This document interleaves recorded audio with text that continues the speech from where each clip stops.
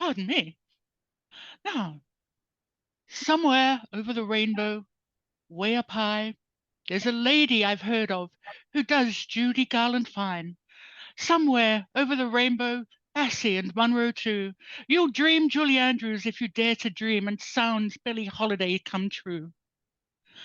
Yes, that's me. That's the best I can do at songwriting. But if you love the music of Judy Garland more than you love your friends, and basically, if you don't love Judy Garland, you are on the wrong show here, people. What is the point of being a friend of Dorothy if you can't be a friend of Dorothy on our show? And I'm honored to be able to share with you all tonight the lady who managed to fill Carnegie Hall. Yes, ladies, gents, others, and others. I'm thrilled to be sharing with you Miss Debbie Wileman, the musical genius who can recreate the wonderful voices I hear in my head every day. So thank you for joining us, Debbie, and it's wonderful to see you over there in London. Welcome to Sydney, Australia. Oh, thank you. Thanks for having me, Lush. Brilliant. Cheers. Oh, it's my pleasure. Welcome to Gaywaves. And just for the record, our show is on a street called Broadway, so you can now say this is a Broadway production. I don't know if you may not have done one, but you have now. I'm making my Broadway debut. Hurrah! Your Broadway debut. So thank you. Now, you are famous for your impersonation of the works of Judy Garland and, of course, Monroe and Bessie and so many other ladies. Hopefully we can get enough time to get them all in. How did you find out you could impersonate these lovely people? Because I'm a fan of theirs and I think it's fun. I mean, ever since I've been a kid, I've just done impersonations for a laugh. So at school, I was known for my Edina Monsoon impression, really, just to make the other kids like, "Hey, darling, bloody buggery, all right. All right, silly, huh? Am I allowed to swear? I am sorry." Oh, you can swear all you like. I was going to call you a cunning linguist.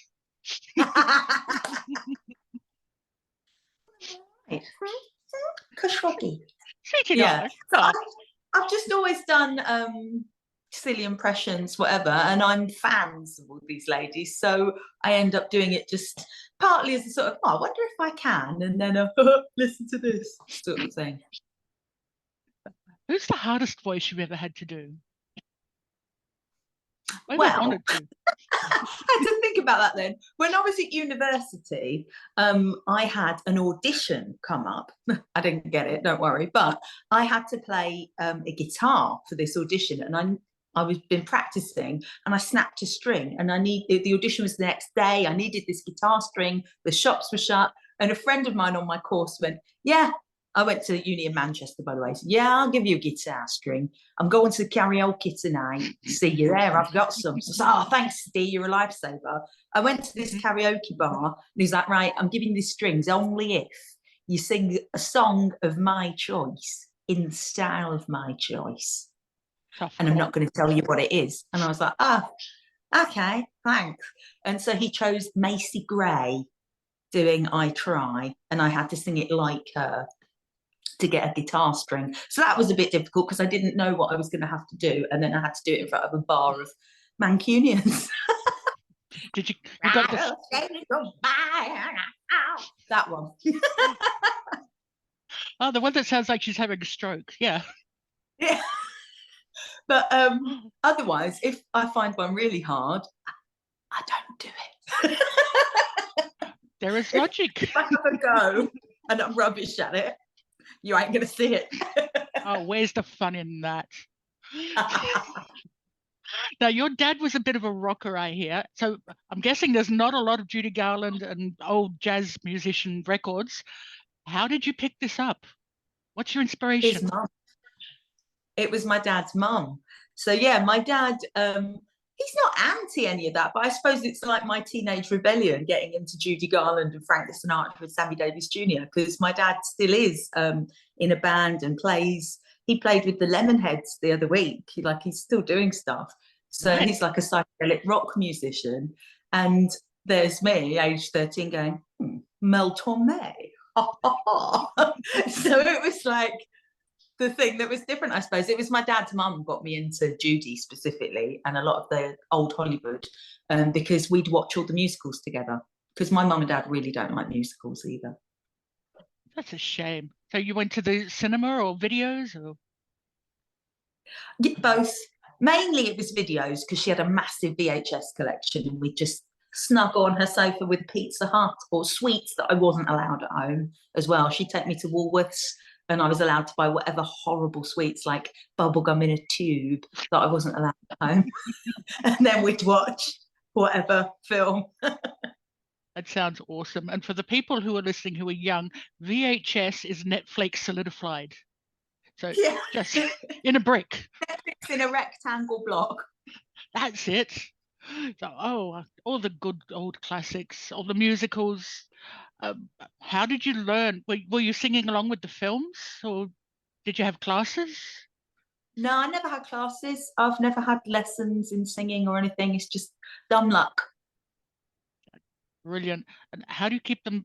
Because you do. I know Judy is the best. We'll put work on here in a second. But how do you keep your artists from bleeding into each other? If you start a song in a style, how do you not move on to someone else Oh, I accidentally? find that quite difficult. I think I mean, speaking for me, I luckily wouldn't get mixed up. Maybe I should try doing that. That would be quite fun. I did a half and half face of being sort of Liza Minnelli and Donna Summer doing Hmm. Does He Love You? But you're just concentrating when you sing it because I'm trying to sound like the person. So I'm constantly thinking of that. I think if another voice slipped in there, that would be quite worrying.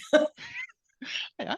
I'm suddenly seeing you doing Enough Is Enough with two faces. That could be fun. Oh, Or yeah, but not with the makeup. That would be no. or chess. Chess would be good. Yes, yeah. Although their voices aren't as distinctive. Enough is enough would be really fun. Ooh. Hmm. I set you the challenge and you send me the video, we'll put it up. Oh, oh man. Evil. Barbara is actually quite high. Barbara sings in a higher key than I do.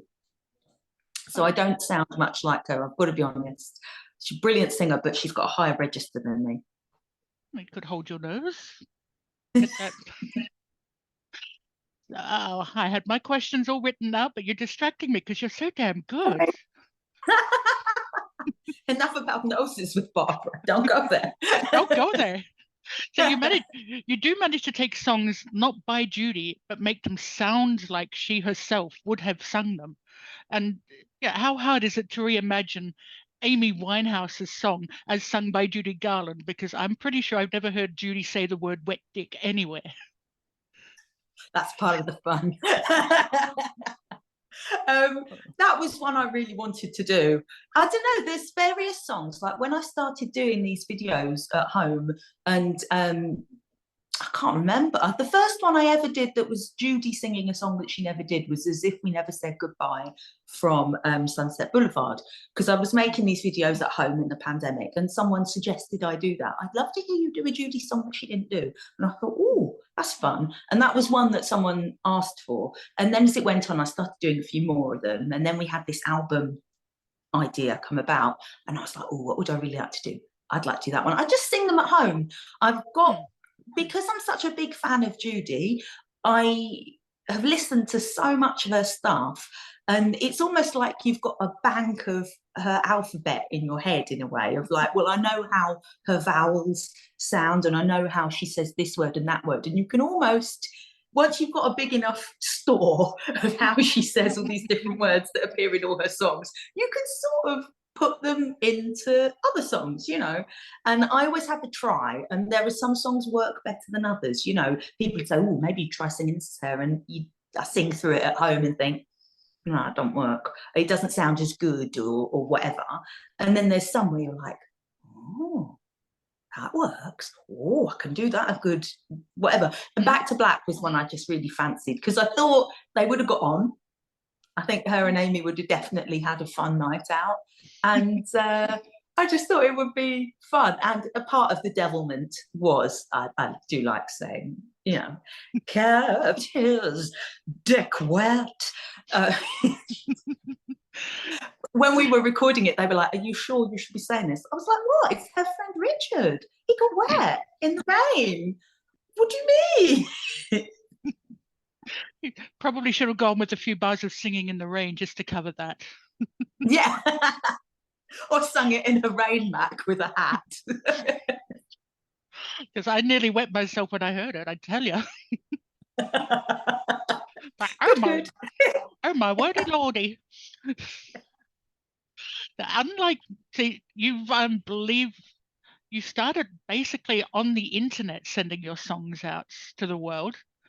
So what point did you sit down and go, okay, I'm a housewife, I've got kid, I've got career, I'm at home. What am I going to do next? What made you sit down and just sit in front of this and start singing?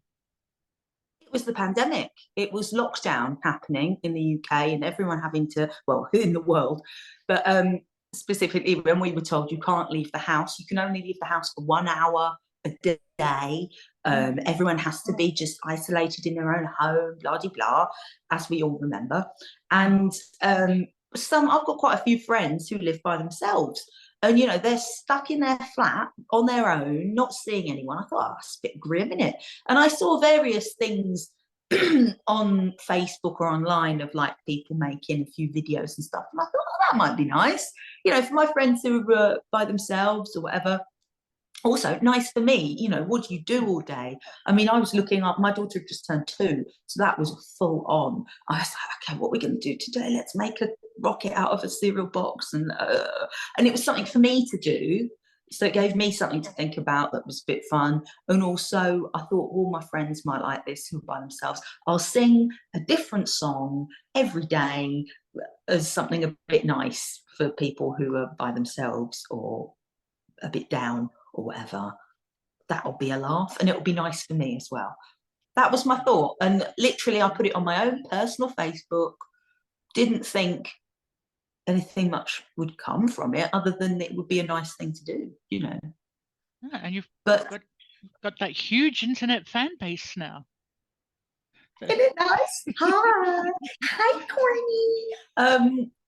Yeah, it's because on day 3, I did a Judy Garland song as Judy Garland, and I thought, well, I've recorded this. It's already on Facebook on my page. Shall I share it to a Judy page? Yeah, go on. Let's see. What's the worst someone can say? You're rubbish. Oh, well, you know, I thought I'll share it on there. Maybe they'll like it. And that's what started spreading stuff out to a bigger audience, definitely, I think. And then people just started tuning in for my different song a day. And it was a lovely surprise because honestly, I didn't think it. I had 650 friends when I started doing it on Facebook. And now I've got over 4,000 and it's nuts, but good nuts, but nuts. some of them are quite famous, I see. I was scrolling through your list going, who do I know? Who do I know? So impressive, including I some know. actual Judy people. And Yeah, I couldn't believe it. Some of them as well. Like when I first started getting all these friend requests and that, because it's, I think, because of the language, because it says friend, but can I be your friend? I thought, oh, that's nice. Yeah. Didn't check who anyone was. And I'd accepted people who were famous without realizing who they were because I didn't look at them. I was just like, yeah, they want to be my friend. That's nice. And one of them was Judy Garland's ex-fiance, John Mayer, who wrote I'd Like to Hate Myself in the Morning and other songs that she did, like It's All For You and stuff. Because I nice. did one of the songs, he commented on it and I was like, oh my God, the real John Mayer has commented on my video. I clicked on it to send him a message and it said friends. I was like, I'm already his friend? What? And I'd accepted it without even realising who it was. And so I was like, oh. So He yeah, did. there's a few. He Mickey liked it though. Rooney's with us. Oh, Yeah, really? luckily he did, yeah. Yeah, Jan Rooney. I was like, Nice. oh, yeah, all right. So that's pretty impressive stuff. So how do you get from the internet to Carnegie Hall? That's a hell of a jump. What happens? Well, I was very lucky in that when I started doing these videos and people started watching them and obviously sharing them, a gentleman called Scott Stander, who happens to be an agent and manager in Hollywood, I, saw it. And he contacted me on Messenger, on Facebook, sent me a messenger, just going, you know, hi, I like what you do. Would you like a chat? And I was like, looked at his profile and was like, had a look. Oh, he represents Julie Newmar, who was Catwoman, and Ooh. who was in Seven Brides for Seven Brothers as Dorcas.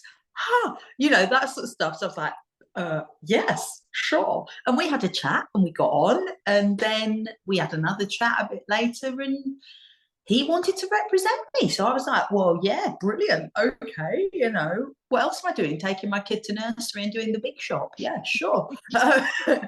And then, yeah, I didn't know what would come of it. And then he's been brilliant. Yeah, I'm very, very lucky with how things have happened. He flew me out to LA, and I did a little, you know, singing with a band there to see how things went. He was pleased with it. We set up a little tour. I mentioned, oh, I'd like to do an album. He was like, yeah, all right, let's do an album. And yeah, when he was setting up this sort of small tour of the US, he phoned me up at home in the UK and he said, right, I've sorted out your New York venue. I said, all right, where is it? Carnegie Hall. Fuck off. Oh, sorry. New agent just swarmed down the phone at him, but I couldn't believe. I was like, what? Really? It's like, yeah. All right. And it was just crazy. I mean, what are you going to do? Say no? I was like, yeah, brilliant. Okay.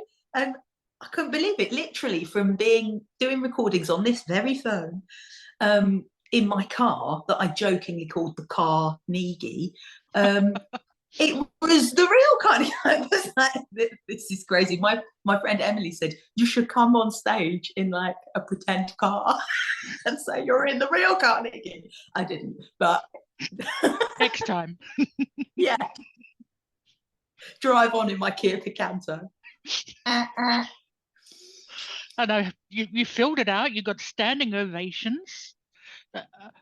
When you went on stage, at any point did you walk in there, the band is on stage, the music's playing, the lights are going up, your brain is going, don't screw this up, don't screw this up, don't screw this up, and then it worked. And how did you feel? Excited, a bit, not overwhelmed. It was more like,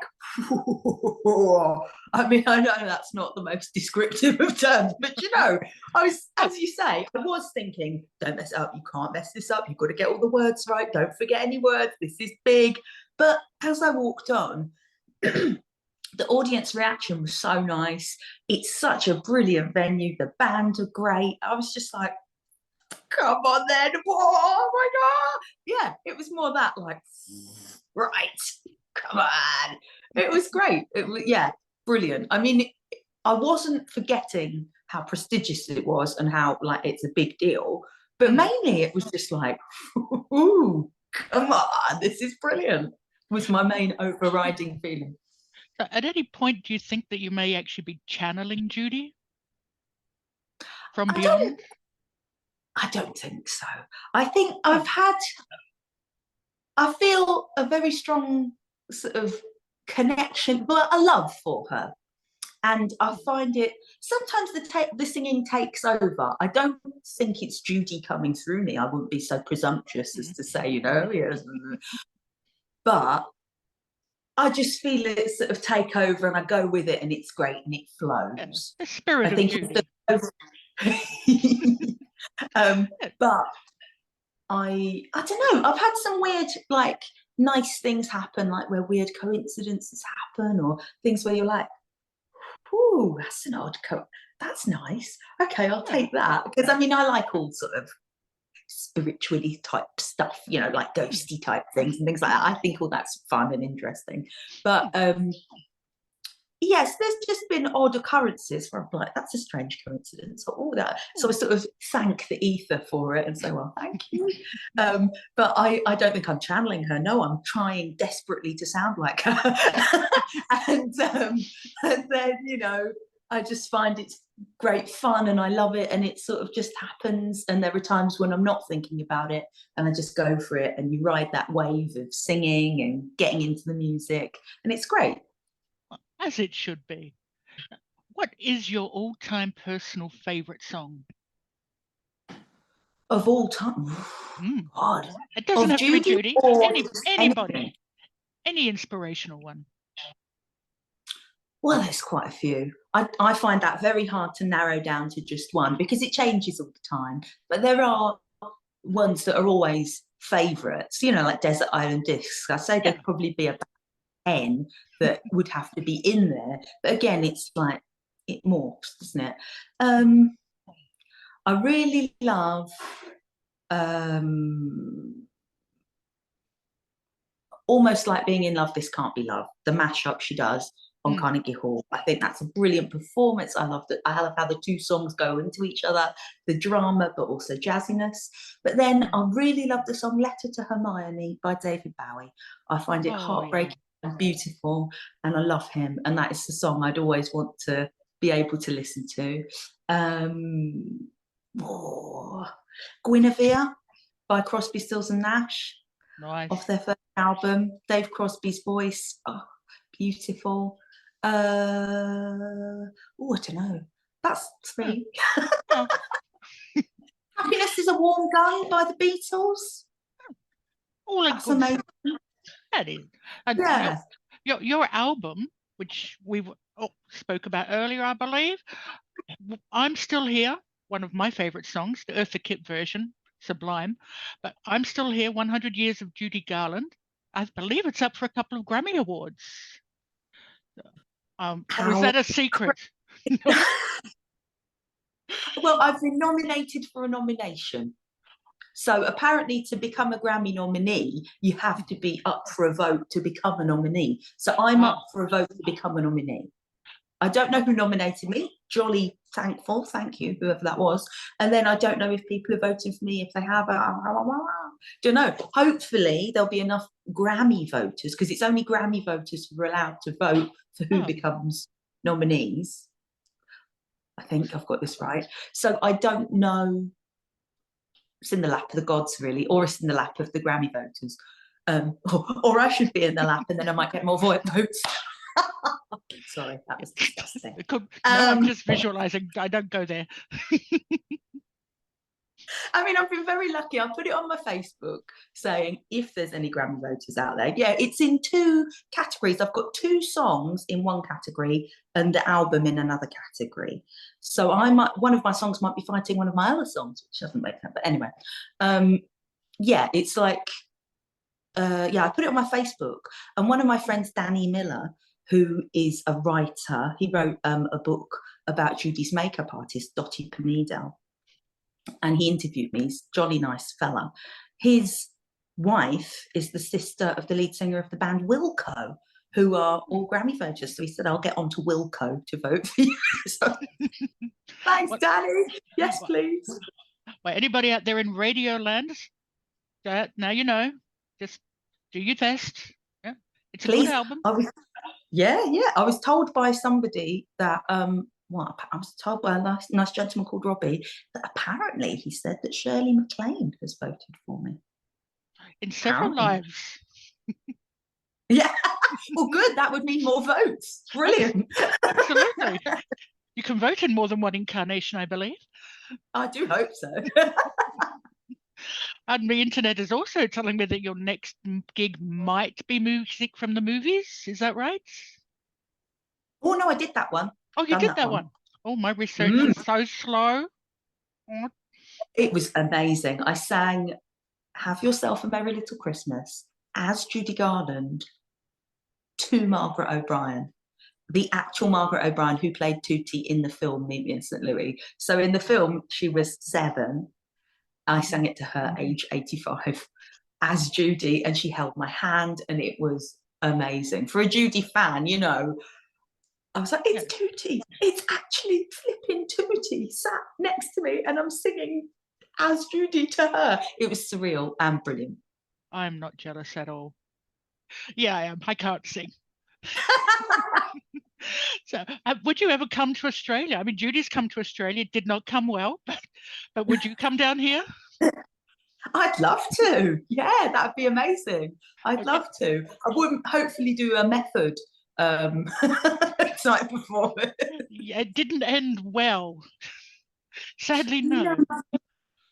But, you know, some of it was good. There's recordings, because she didn't just do the one concert. She did a few concerts, and some of the concerts sound great the recording bits that I've heard of it. So it's just an unfortunate one sort of series of there. events. So the woman has great talent. She just had a little bit of a bad timing situation down here. That's all. We all have off days, you know. I mean, hey.